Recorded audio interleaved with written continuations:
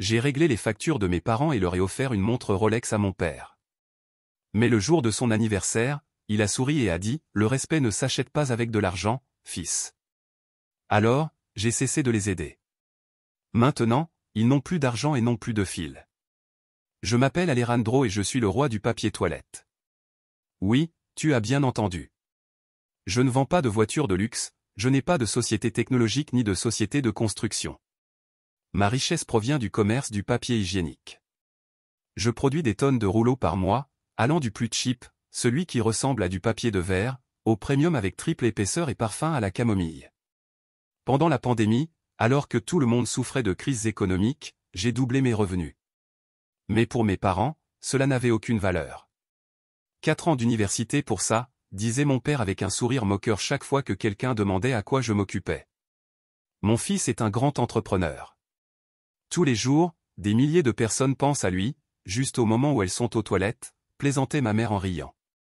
Mon frère aîné, Javier, qui travaillait à la banque en gagnant juste de quoi vivre, avait aussi son mot à dire, Alejandro, avoue-le, tu es millionnaire grâce aux toilettes du monde. Tout le monde trouvait cela amusant, mais quand l'argent manquait, ces blagues semblaient oubliées. Lorsque mes parents n'ont pas pu payer leur hypothèque, c'est moi qui l'ai fait. Quand ma mère a voulu rénover la maison, c'est moi qui l'ai fait. Quand Javier a eu des problèmes financiers, c'est moi qui l'ai aidé. Je ne leur ai jamais rien refusé, mais chaque fois qu'ils parlaient de mon travail, c'était avec un ton sarcastique, comme si ma richesse valait moins parce qu'elle provenait de quelque chose qu'ils jugeaient d'insignifiant.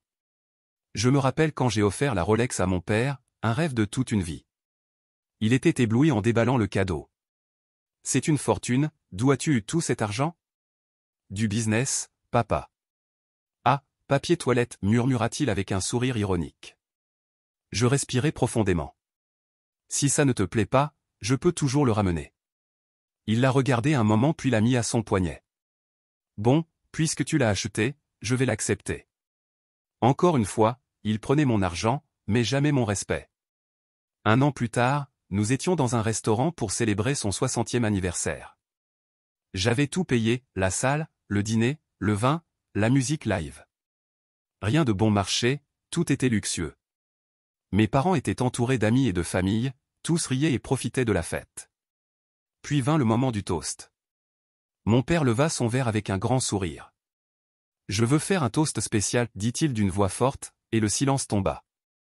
Je souris, espérant quelques mots de reconnaissance, mais à la place, mon père déclara. Portons un toast à mon fils Alejandro, qui pense qu'en jetant de l'argent sur nous, nous le respecterons davantage. Et tout le monde éclata de rire. Un nœud se forma dans mon ventre. Excuse-moi, demandai-je, pensant avoir mal entendu. Mon père but une gorgée de vin et me donna une tape sur l'épaule. Ne te fâche pas, fils, c'est juste une blague. Oui frère, ne sois pas si sensible, rigola Javier. Ma mère acquiesça, tu sais comment est ton père, il aime plaisanter. Je regardais autour de la table, tout le monde riait, savourant le moment, sans se rendre compte de la véritable signification de ces mots.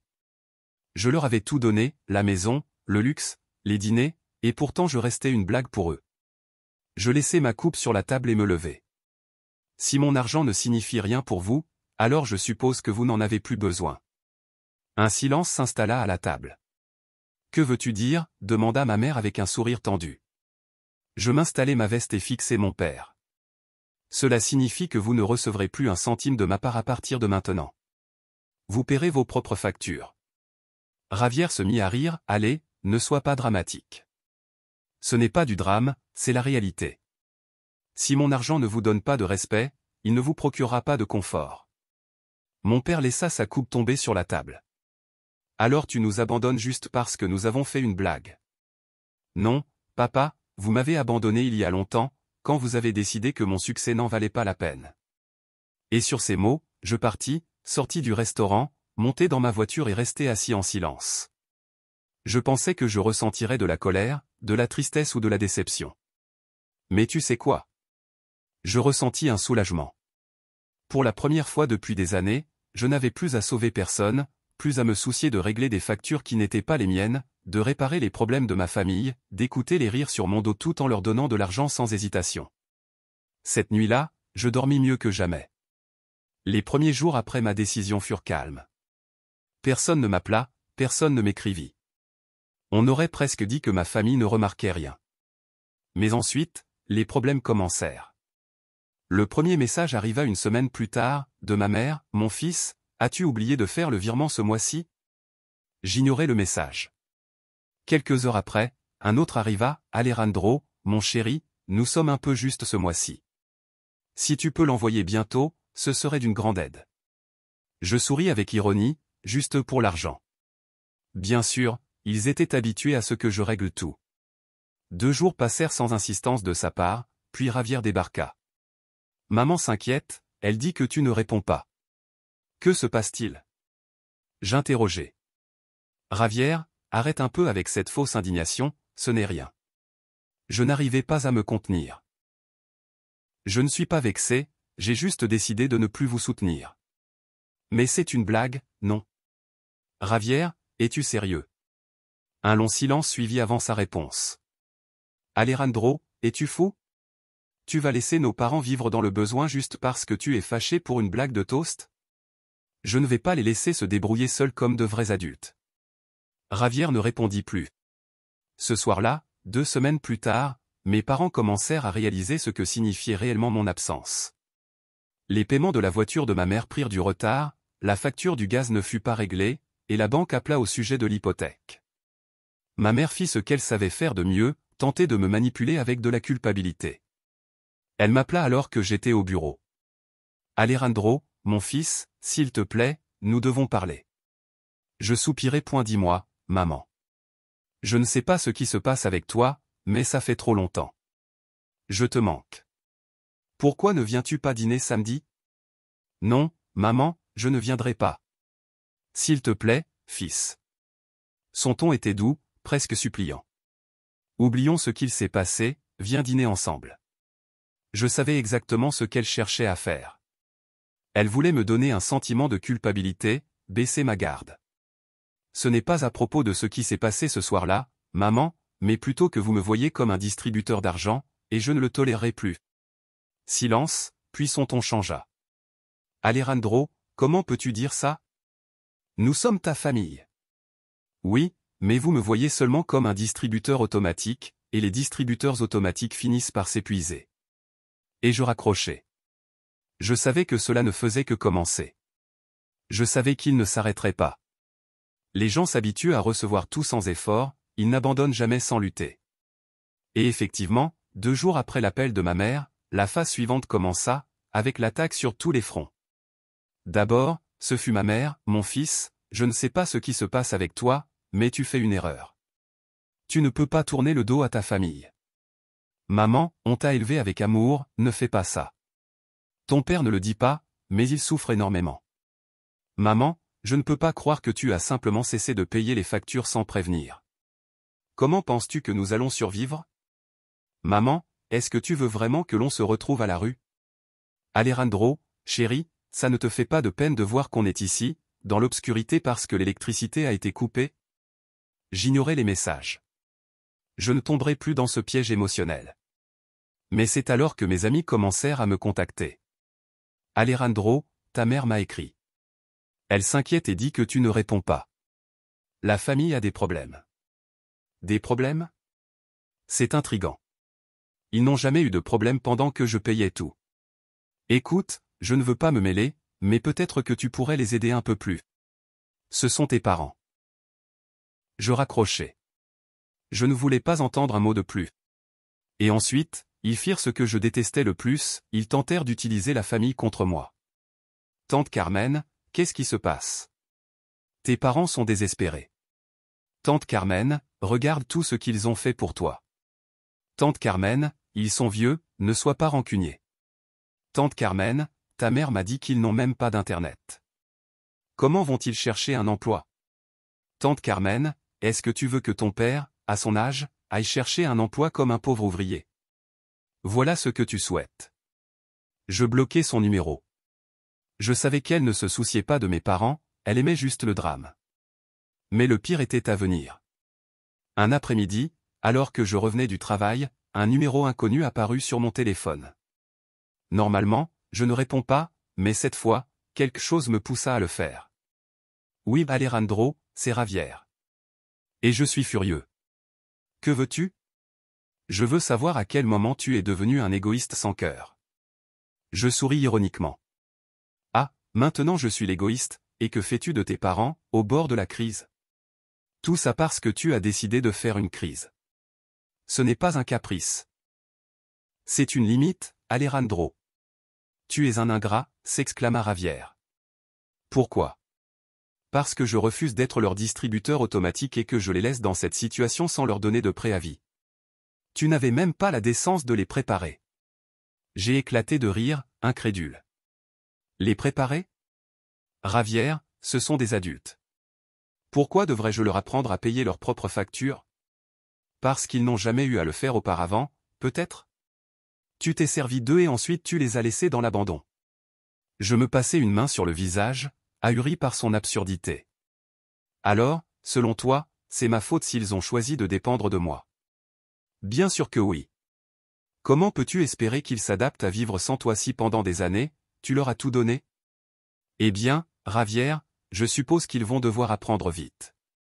Un silence tendu s'installa, puis il lâcha la phrase qui changea tout, si papa finit à l'hôpital à cause du stress que tu lui causes, ce sera de ta faute. Je ris, car ils étaient enfin à court d'arguments et recouraient au dernier recours, la culpabilité. Si papa finit à l'hôpital, Javier, ce sera parce qu'il n'a jamais appris à gérer sa propre vie. Et je raccrochai. Je savais que cela n'était pas fini, je savais qu'ils ne s'arrêteraient pas. Ils étaient passés du chantage émotionnel à la manipulation, et maintenant, il ne restait qu'une option, l'humiliation publique. Une semaine plus tard, alors que j'étais dans un café avec des collègues, mon téléphone commença à vibrer sans arrêt. « Et, que se passe-t-il avec ta famille ?» me demanda un ami. « Alejandro, sérieusement, tu as abandonné tes propres parents ?» m'écrivit une ancienne camarade d'université. « Je viens de voir une publication sur toi sur Facebook. Appelle-moi. » Je fronçai les sourcils et ouvris le réseau social. C'était une publication de ma mère, c'est triste lorsqu'un fils oublie sa famille. Nous avons tout donné pour lui et maintenant, il nous abandonne dans la misère. Nous ne savons pas comment nous allons payer le loyer ce mois-ci, et le banquier nous menace de récupérer notre maison. Nous n'aurions jamais pensé que notre propre fils nous tournerait le dos. Nous ne demandons qu'un peu d'aide et de compréhension. Si quelqu'un a un emploi pour deux vieux qui ont travaillé toute leur vie, s'il vous plaît, aidez-nous. Avec un emoji de cœur brisé. Le plus choquant fut de voir plus de 200 commentaires et des centaines de partages. Comment peut-on avoir des enfants si cruels, disait-il. Et il se pense un homme réussi. Quel embarras. Dites-moi, qui est-il pour qu'on ne lui achète même pas un produit de sa société? J'espère que la vie lui fera payer ce qu'il a fait. Mon nom n'était pas dans la publication, mais tout le monde savait à qui cela se rapportait. Je respirai profondément et éclatai de rire. Il pensait vraiment que cela fonctionnerait. Tout va bien, demanda l'un de mes collègues. Oui, mes parents font leur show sur les réseaux sociaux. Je pris mon café avec calme et rentrai chez moi. Je savais qu'en quelques heures, je recevrais un message de Javier, et en effet, mon téléphone sonna. Javier, qu'est-ce qui se passe? Tu as fait que maman demande de l'aide à des étrangers sur Internet. Je n'avais rien à voir avec ça, ce sont eux qui ont décidé d'exposer notre situation. Mais que te coûtait-il de continuer à les aider? Regarde-les, cela te fait honte? J'aurais honte de rester un adulte qui n'a jamais travaillé de sa vie et qui demande l'aumône sur Facebook. Ce n'est pas ça que j'attendais de toi, Alejandro. Et toi, tu es un parasite. Mais au moins, moi, je me suis débarrassé du problème. Papa dit que s'il ne réglait pas ça, il va porter plainte contre toi. Là, je partis dans un éclat de rire. Me porter plainte? Pourquoi? Parce que je ne paie pas leurs factures? Bonne chance avec ça. Javier ne répondit plus, car il savait que j'avais raison. Mais alors, ma mère m'appela. Je soupirai avant de décrocher. Alejandro, sa voix tremblait, presque en pleurs. Tu n'as pas besoin de faire cela. Nous voulons juste que les choses redeviennent comme avant. Je souris tristement. Non, maman, vous voulez que je continue de tout payer pendant que vous me voyez comme un échec. Ce n'est pas vrai. Bien sûr que si.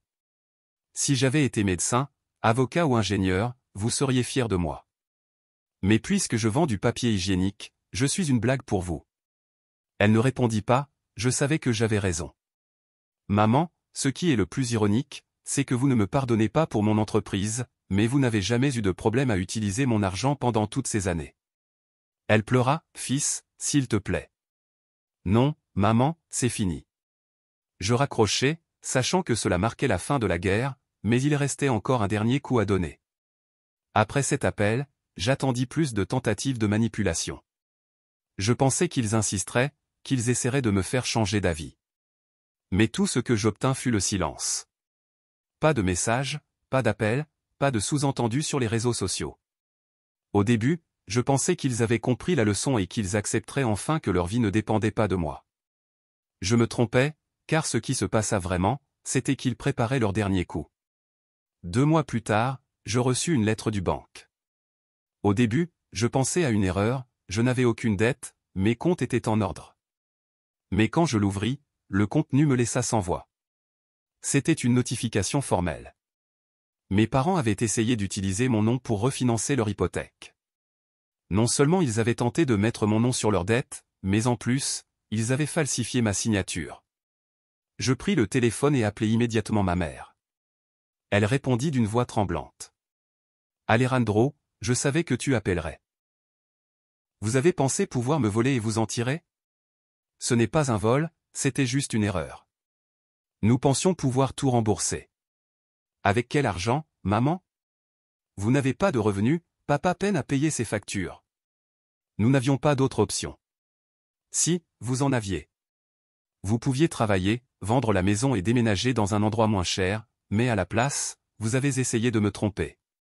Elle pleura, ton père ne voulait pas, c'était mon idée. Je m'en fiche de qui a eu l'idée. Vous êtes tous les deux responsables. Ijo, si tu dénonces cela, ça va nous ruiner. Là était la dernière carte, le chantage. Si je les dénonçais, ils pourraient faire face à des accusations légales. Leur maison serait probablement saisie, leur réputation anéantie. Mais ce n'était pas ma faute s'ils en étaient arrivés là. Maman, vous n'êtes plus mon problème. Alejandro, s'il te plaît, nous sommes ta famille. Je respirai profondément. Non, ce ne sont que 2 personnes qui ont essayé de tirer profit de moi. Et je raccrochai.